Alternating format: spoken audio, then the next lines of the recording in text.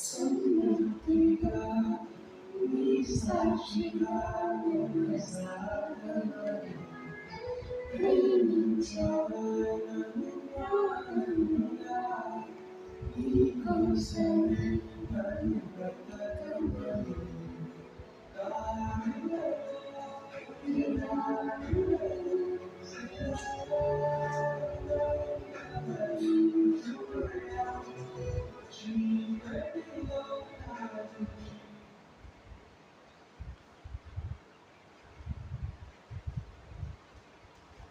దేవుని పరిశుద్ధ నామానికి మహిమ కలుగును గాక. హల్లెలూయా, హల్లెలూయా.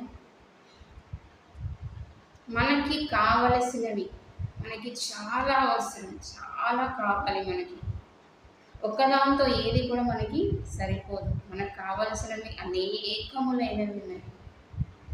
మనకి కావలసినవి ఒకటి ఇది అయిపోయింది ఇంకొకటి లేదు అని కాదు. ఒకటి అయిపోగానే మనకి ఇంకొకటి అవసరం. చాలా మన జీవితానికి కావలసినవి చాలా ఎక్కడ దొరుకుతాయి? కొనుక్కుంటే వస్తాయా? ఇతరుల దగ్గర దొరుకుతాయా? ఇతరుల దగ్గరికి వెళ్ళి ఆశిస్తే వస్తాయా? ఎక్కడ వస్తాయి? మనకి కావలసినవన్నీ ఒక చోట దొరుకుతాయి. కానీ అవి అక్కడ దొరుకుతాయని మనకి తెలిసినా కూడా మనం ఏం చేయమంటే అక్కడ సమయాన్ని కేటాయించాం. ఇక్కడ సమయం మనము ఇవ్వం. సమయం ఇవ్వకుండా మనం ఏం చేస్తాం? ఆ సమయాన్ని దాటవేస్తూ ఉంటాం. ఎలా?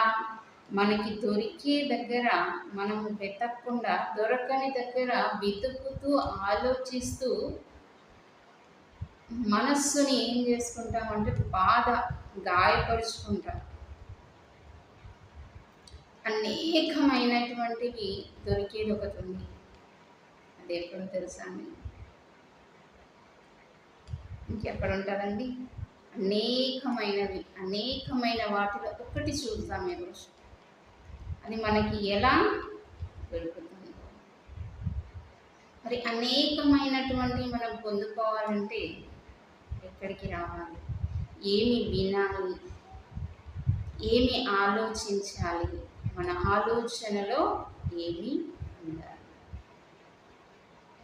మనకి కావలసినవి అనేకములు, కానీ ఒకదాని గురించి చూద్దాం. ఆ ఒక్కదాంట్లో రెండు అర్థాలు వస్తాయి. మనకి కావాల్సింది ఒక దగ్గర దొరుకుతుందండి, సమాధానం. సమాధానం అంటే మనకి వచ్చిన సమస్యకి సమాధానం అనుకోవచ్చు, మనకి వ్యతిరేకత ఉన్న వాళ్ళ దగ్గర సమాధానం అనుకోవచ్చు, మనము గొడవ పడిన వారి దగ్గర సమాధానం అనుకోవచ్చు, అలా అనుకోవచ్చు. ఇంకొక విధంగా ఎలా అనుకోవచ్చు అంటే ఎక్కడ ఈ సమాధానం దొరుకుతుంది? మరి ఒకవేళ చూద్దాం, మనం గొడవ పడిన వారి దగ్గరికి వెళ్ళి అయిపోయిందిలే, మనము దీనిని సమాధానపరిచేద్దాం, ఇద్దరము కలిసి ఉందాము, రెండు కుటుంబాలు కలిసి ఉందాము, అందరము కలిసి ఉందాము, స్నేహితులంగా కలిసి ఉందాము, ఇరుగు పొరుగు వారిగా కలిసి ఉందామని అనుకుంటే ఆ సమాధానము శాశ్వతంగా ఉండదండి. మానవుల్లో వచ్చింది అంటే మనము సమాధానపడ్డ ఇతరులు సమాధానపడరు. మరి ఆ సమాధానము మరి ఎక్కడ దొరుకుతుంది? మనుష్యులతో మనం సమాధానపడాలని వెళ్ళిన సమాధానం దొరకనప్పుడు ఇంకొక దగ్గర దొరుకుతుందండి ఆ సమాధానం. సమాధానం అంటే ఇప్పుడు ఇరు వర్గాల మధ్య గొడవ జరిగినప్పుడు శాంతి సమాధానం కావాలి, ఇద్దరము కలిసి చేసుకుందాము అని అనుకున్నప్పుడు అది కుదరదు. ఎందుకంటే మానవుల్లో ఒక ఈర్ష్య, ద్వేషము అనేవి పాతుకుపోయి ఉంటాయి. కాబట్టి ఒకవైపు ఒకరు తగ్గినా రెండో వైపు తగ్గడానికి వాళ్ళు ఉండరు. కాబట్టి సమాధానం ఏదో నోటి మాటతో అంటారు, కానీ మనస్సులో నుంచి ఆ మాట రాదు. మరి మనస్సులో నుంచి ఆ మాట రావాలి అని అంటే ఏం చేయాలి? ఆ సమాధానం ఎక్కడ దొరుకుతుంది? వెతికావు వెతికావు వెతికావు, చుట్టుపక్కల వెతికావు, తెలిసిన వారి దగ్గర వెతికావు, మరి సమాధానం కోరుకున్నావు కానీ మీకు సమాధానం దొరకలేదు. మరి ఆ సమాధానం రెండు విధాలుగా ఉంటుంది. అంటే మనం సమాధానం అడిగి దానికి జవాబు, ఒక ప్రశ్నకి సమాధానం ఏంటండి? జవాబు. అది ఎక్కడి నుండి వస్తుంది? ఎలా వస్తుంది? ఎక్కడ నుండి వస్తే అది శాశ్వతమైనదిగా ఉంటుంది. చూద్దాం. సంఖ్యాకాండము 6వ అధ్యాయము 26వ వచనం. యెహోవా నీ మీద తన సన్నిధి కాంతిని ఉదయింపచేసి నీకు సమాధానము కలుగచేయునుగాక.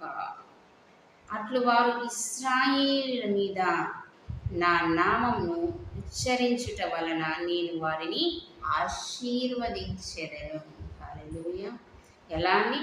యెహోవా నీ మీద తన సన్నిధి కాంతిని ఉదయింపచేసి నీకు సమాధానము కలుగచేయునుగాక.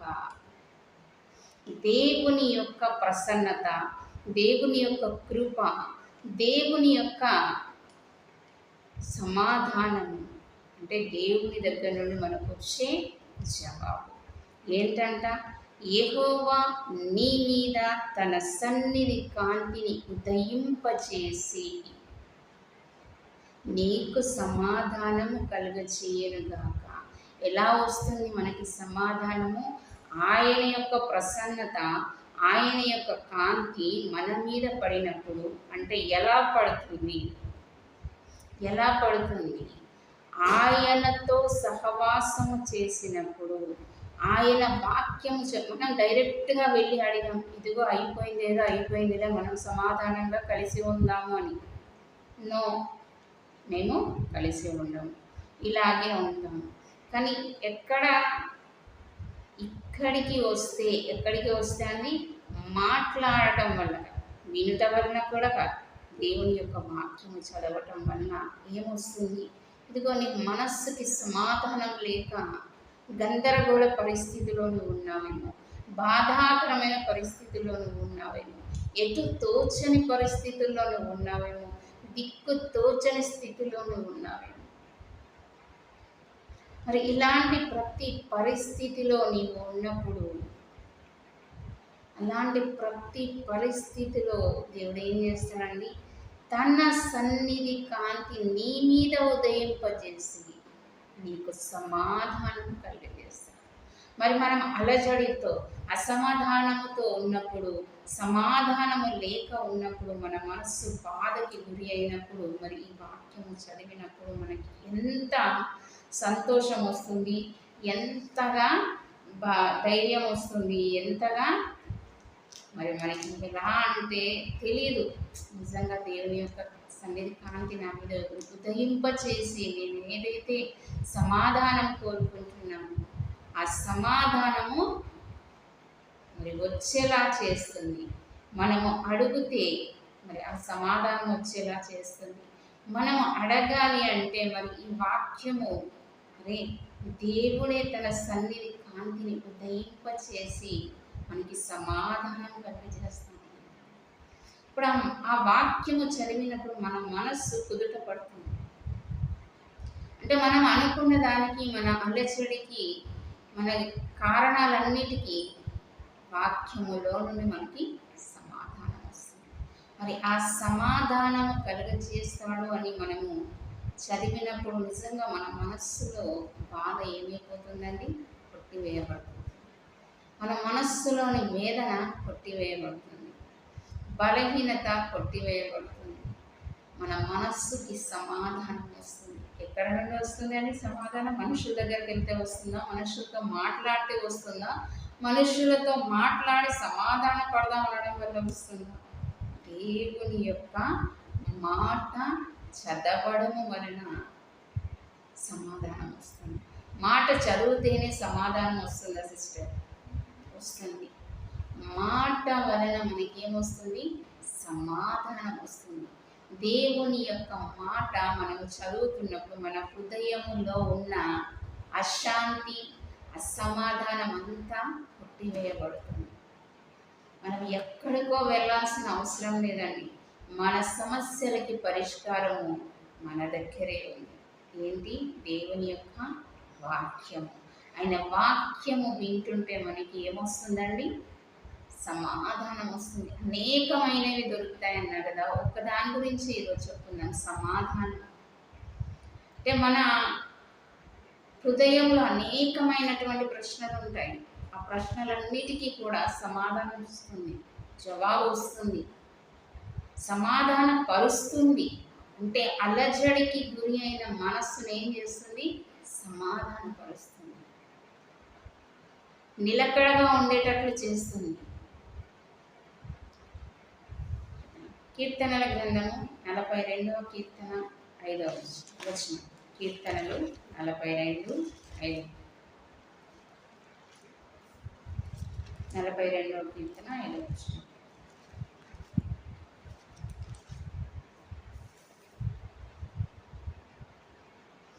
నా ప్రాణమా, నీవు ఎలా కృంగి ఉన్నావు? నాలో నీవేలా తొందరపడుచున్నావు? దేవుని యందు నిరీక్షణ ఉంచుము. ఆయనే నా రక్షణకర్త అనియు నా దేవుడు అనియు చెప్పుకొనుచు ఇంకను నేను ఆయనను స్తుతించెదను. హల్లెలూయా.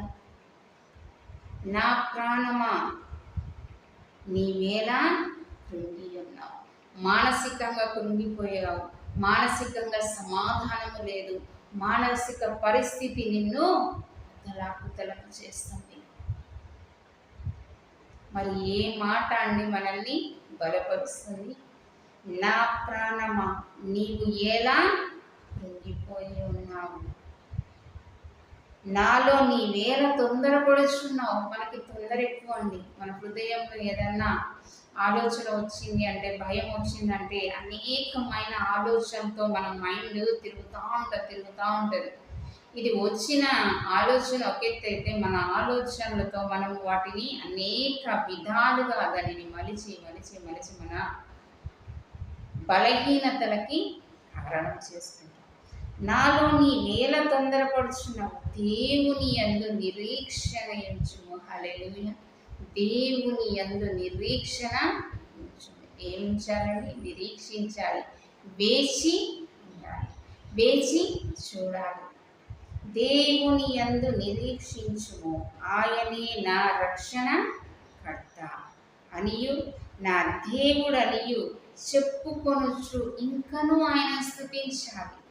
నీకు సమాధానం లేదు సిస్టర్, మీరు భలే చెప్తున్నారు, మా సమస్య మీకు తెలిస్తే అప్పుడు తెలుస్తుంది అంటారు కదా. ఏదన్నా ఏం కాదు, దేవుడి మీద భారం వేసి మీరు ధైర్యంగా ఉండండి, నిబ్బరంగా ఉండండి. మనం ఎప్పుడైనా చెప్పినప్పుడు ఎవరైనా కష్టాల్లో మీరు మా స్థానంలో ఉండి ఆలోచిస్తే మీకు తెలుస్తుంది. చెప్పడం అనేకులకి ఏమంటారు, నోటి మాటతో చెప్తున్నారు కానీ, నోటి మాట మన మాట అయితే ఆ సమాధానం రాదు, కానీ దేవుని యొక్క మాట అయితే అది ఖచ్చితంగా సమాధానం వస్తుంది. వారు ఉన్న పరిస్థితిలో నుండి నేను లెగగలను, నేను ముందుకు సాగిపోగలను, నేను ఇదిగో ఈ సమస్యలో నుంచి నేను బయటికి రాగలను అని ఏమనిపిస్తుందండి? నమ్మకం వస్తుంది, విశ్వాసం వస్తుంది. ఇప్పుడు నమ్మకము విశ్వాసము మనకి ఉంటే వెయిట్ చేయడానికి మనము ఇష్టపడతాం. మరి ఈ రెండు గనక మనకి లేకపోతే, నమ్మకము విశ్వాసము లేకపోతే వెయిట్ చేయడానికి ఇష్టపడం. ఎందుకంటే అది జరుగుతుందో లేదో మనకి తెలియనప్పుడు వెయిట్ చేయడం ఎందుకు అని అంటారు. కానీ దేవుని దగ్గర వెయిట్ చేసి మనం ఒక ప్రశ్న ఆయన దగ్గర పెట్టినప్పుడు సమాధానం కోసం వెయిట్ చేయాలి. కానీ మనము వెయిట్ చేసే అంత ఓపిక మనకు లేదు. సమాధానం కోసం మనము వెయిట్ చేసినప్పుడు ఆ సమాధానం మనకు వస్తుంది. మనం ఏదైతే సమాధానం కావాలనుకుంటున్నామో, ఏదైతే జవాబు కావాలనుకుంటున్నామో, మనము అనుకున్నట్టుగా దేవుడి దగ్గర నిరీక్షించి ప్రార్థించినప్పుడు ఖచ్చితంగా సమాధానము మనకి వస్తుంది. ఆయనే మన రక్షణకర్త, ఎవరు కాదండి. ఆయనే మన రక్షణకర్త, మన కేడము, మనల్ని హెచ్చించువాడు ఆయనే. నీకు సమాధానం కలుగజేయవాడు, నీకు సమాధానాన్ని అనుగ్రహించువాడు ఆయన. హల్లెలూయా. కీర్తనల గ్రంథము 31, కీర్తనలు 31, 16వ వచనం.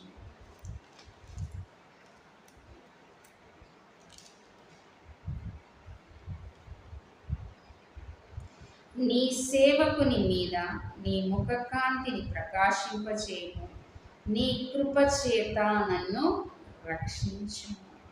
మరి ఇవన్నీ మనము అసమాధానంగా ఉన్నప్పుడు, మనం బలహీన స్థితిలో ఉన్నప్పుడు, మనకి తెలియని ఆందోళన మనకి వచ్చినప్పుడు, మనం ఈ వాక్యము చదివితే నిజంగా ఈ వాక్యము చదవడానికి మనం ఇష్టపడం, కానీ ఇతరులతో మాట్లాడడానికి ఇష్టపడతాం, ఇతరులతో సమయం ఎక్కువగా స్పెండ్ చేయడానికి ఇష్టపడతాం, ఇతరులతో అనేక రకాలుగా మనము బాధని చెప్పుకోవడానికి ఇష్టపడతాం.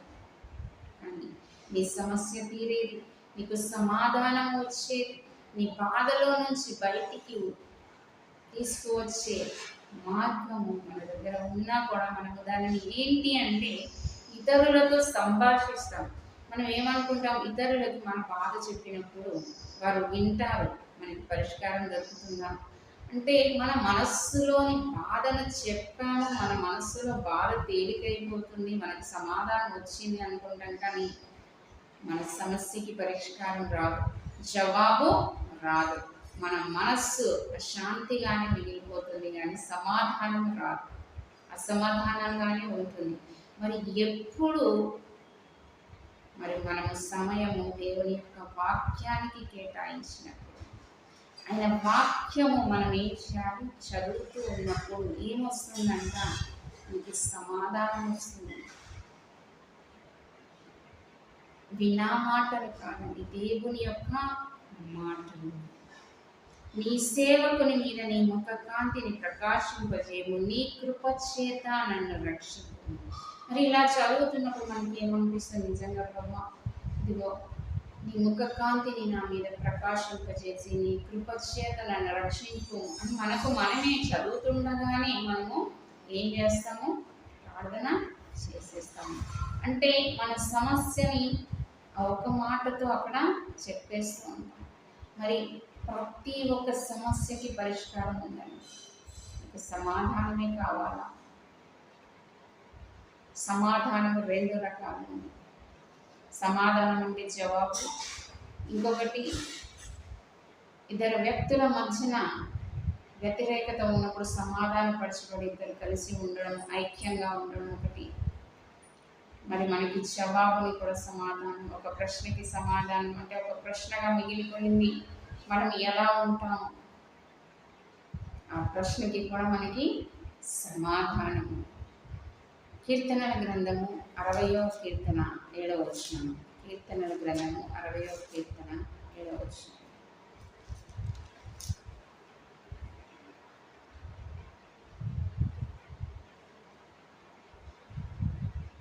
ఎనభైవ కీర్తన 7వ వచనం. కీర్తనల గ్రంథము 87వ వచనం.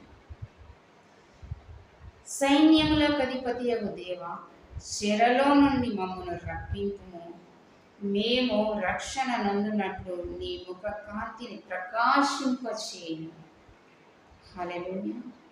సైన్యములకు అధిపతియగు దేవా, చెరలో నుండి మమ్మను రక్షింపు. చెర అంటే ఏంటి? ఖైదీలను వేస్తారు కదా చెరసాల్లో, అది కాదు. చెర అంటే ప్రతి సమస్య ఒక చెరతో సమానం, అంటే ప్రతి కష్టము ఒక చెరతో సమానం. అందులో ఎలాగైతే ఒకే గదిలో ఉండి బాధను అనుభవిస్తారో ఆ చెరతో పోల్చారు. ఎందుకంటే మనము ఏదైనా సమస్య వచ్చినప్పుడు అలా ఉంటుంది. బలహీనత కానీ, అనారోగ్యం కానీ, ఆర్థిక సమస్య కానీ, వ్యతిరేకత కానీ, నీ శరీరంలో ఉన్నటువంటి ప్రతి దానికి సమాధానం అంటే చెరలో ఉండిపోయినట్టుగా అనిపిస్తుంది.